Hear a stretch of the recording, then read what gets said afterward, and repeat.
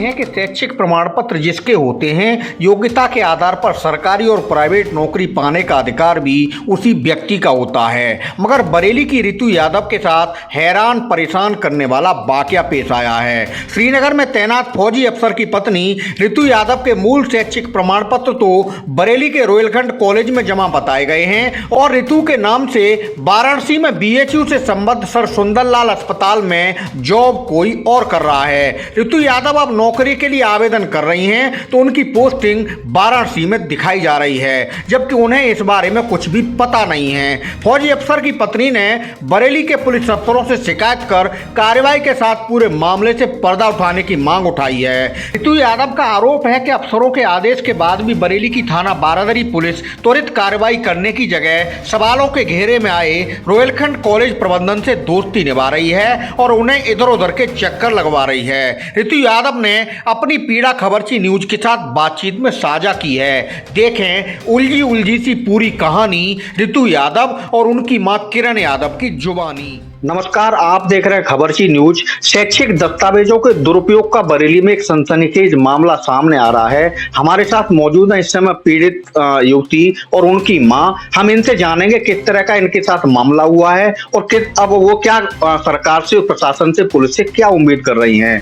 क्या नाम है आपका? मेरा नाम ऋतु यादव है। ऋतु जी, आपने कहाँ से पढ़ाई की और किस तरह से आपके शैक्षिक दस्तावेजों का दुरुपयोग की बात सामने आई है? मैंने BSc nursing Gangasheel school of nursing से की। उसके बाद मैंने MSc नर्सिंग में एडमिशन लिया। वहाँ से अपने ओरिजिनल डॉक्यूमेंट सबमिट हुए। आपने MSc नर्सिंग में एडमिशन कहाँ लिया था और कहाँ शैक्षिक दस्तावेज जमा कराए? मैंने MSc नर्सिंग में एडमिशन लिया रोहिलखंड कॉलेज ऑफ नर्सिंग से। अब कैसे आपको जानकारी हुई और क्या आपने पुलिस से क्या शिकायत की है? जब मैंने अपना जॉब के लिए अप्लाई करा तो NRTS में मेरा शो हो रहा था प्लेस ऑफ बर्थ में वाराणसी और सर सुंदरलाल हॉस्पिटल। ऐसा कैसे हो सकता है?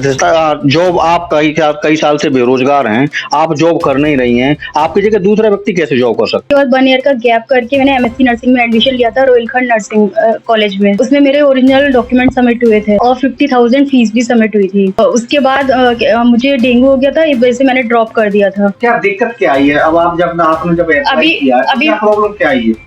अभी मैंने जॉब के लिए अप्लाई करा तो मैंने अपना NRTS चेक करा, उसमें मेरे प्लेस ऑफ बर्थ पे sir Sundarlal hospital Varanasi show हो रहा है, पर मैं तो जॉब ही नहीं कर रही हूँ अभी कहीं। तो मेरे मतलब जो ओरिजिनल कागज है वो रोहिलखंड कॉलेज में जमे हैं, तो मुझे लग रहा है वहीं से मेरे लीक हुए हैं कागज, तभी शो हो रहा है ये। आपकी बेटी ने अभी जिस तरह की जानकारी दी है, उनके शैक्षिक दस्तावेजों का दुरुपयोग हुआ है, पूरा मामला क्या एक बच्चे की तरह वो इस समय काफी परेशान है, अपनी बात को सही तरह से पुलिस और प्रशासन को नहीं बता पा रही है। गार्जियन और माँ के तौर पर क्या पूरा मामला आप बताएंगे? सर, मेरी बेटी ने BSc नर्सिंग गंगाशील स्कूल से पास की थी, फिर उसके बाद इसने MSc नर्सिंग में एडमिशन मतलब रोहिलखंड मेडिकल कॉलेज में लिया था। वहाँ इसके ओरिजिनल डॉक्यूमेंट भी जमा कर लिए गए और 50,000 फीस भी हमारी वहाँ सबमिट है। जबकि हम मतलब फिर हम मतलब अभी मेरी बेटी खाली थी, इसकी मतलब मैंने शादी करी उस बीच, शादी के बाद अभी खाली थी। इसके हस्बैंड आर्मी में है, वो अभी वहाँ श्रीनगर में पोस्टेड है। तो अभी बेटी खाली थी तो इन्होंने जॉब के लिए ट्राई करा, तो इन्होंने अपना ऑनलाइन नंबर जो होता है रजिस्ट्रेशन वो सर्च करा, तो उसपे इसका वर्किंग प्लेस बनारस में दिखा रहा है सुंदरलाल। ऐसा कैसे हो सकता है? दस्तावेज कॉलेज में जमा किए थे, क्या कॉलेज ने दस्तावेज आपके वापस नहीं किए थे? सर, हमें शक है कि हमारे कॉलेज वालों ने ही गड़बड़ किया है, क्योंकि हमारे ओरिजिनल कागज उन्हीं के पास है, तो वही कर सकते हैं, वरना हमारे बिना कागजों के कोई नौकरी वहाँ कैसे कर सकता है? आपकी बेटी ऋतु यादव के दस्तावेज इस समय कहाँ पर हैं? इसके रोहिलखंड मेडिकल कॉलेज में अभी भी सबमिट है। आपने इस पूरे मामले को लेकर पुलिस अधिकारियों से शिकायत की है, क्या आपको आश्वासन मिला? क्या कार्रवाई हुई अभी तक? हम SSP सर से मिले थे तो उन्होंने हमें आश्वासन दिया है कि आपकी बेटी के साथ बहुत फ्रॉड हुआ है और ये काम कॉलेज वाले ही करते हैं और आप कॉलेज के खिलाफ FIR दर्ज कराइए।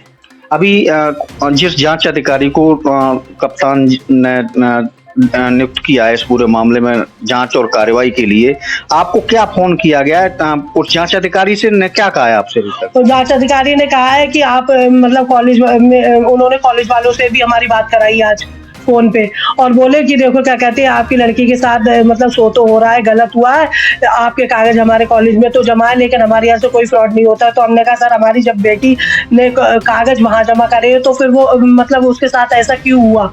जबकि उसके पास कोई कागज नहीं है, हमारी बेटी तो घर पे है, तो कौन कर सकता है ये काम। तो बोले आप मेडिकल काउंसलिंग में शिकायत कर। मैंने कहा मेडिकल काउंसलिंग से तो हमें मतलब ही नहीं है, क्योंकि हमारे ओरिजिनल कागज तो यहाँ सबमिट है, तो हमें मेडिकल काउंसलिंग से क्या मतलब है।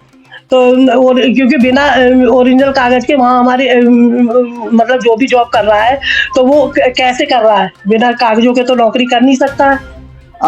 अब क्या चाहती हैं पुलिस प्रशासन से, के स्तर से क्या कार्रवाई चाहती हैं? तो मैं तो ये चाहती हूँ कि जिसने भी मेरी बेटी के साथ कागजों में गड़बड़ी की है उसके खिलाफ, और जो मतलब उसकी जगह नौकरी कर रहा है उसके खिलाफ कानूनी कार्रवाई, सख्त से सख्त कार्रवाई होनी चाहिए। आपकी बेटी आर्मी अफसर की पत्नी है, उनके साथ एक पढ़े लिखे युवती के साथ इस तरह का फ्रॉड, आमतौर पर पुलिस अधिकारी भी माने कहीं ना कहीं इसमें फ्रॉड के संकेत मिल रहे हैं। जी जी। ये कार्रवाई क्या कहीं ऐसा तो नहीं इसके पीछे कोई बड़ा गैंग काम कर रहा हो?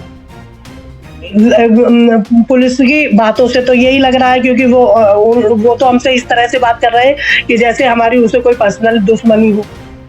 हमने उनसे ये बात बोली भी, सर हम तो अपने बच्चे के साथ फ्रॉड हुआ है तो हम उसकी शिकायत कर रहे हैं, आप हमारी FIR दर्ज करिए और जांच करिए इसमें क्या है।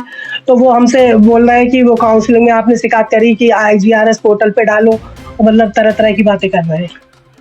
अभी तक FIR दर्ज नहीं हुई है? अभी तक मैं 4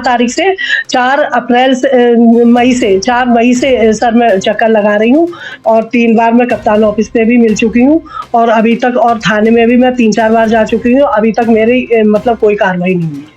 तो आपने देखा एक ऐसा अजीबोगरीब और सनसनीखेज मामला, शैक्षिक दस्तावेज किसी के और नौकरी कोई और कर रहा है। पुलिस के स्तर पर बरेली में शिकायत दर्ज कराई गई है, लेकिन पुलिस 4 मई से लगातार टालमटोल कर रही है, ऐसा पीड़ित युवती और उनकी मां का आरोप है। पुलिस की जांच इस मामले में किस नतीजे पर पहुंचेगी, लेकिन जिस तरह के हालात हैं, जैसे संकेत हैं, उससे इस पूरे मामले के पीछे बड़े अपराध का अंदेशा होने के संकेत मिल रहे हैं। खबरची न्यूज के लिए मैं अनुरोध भारद्वाज।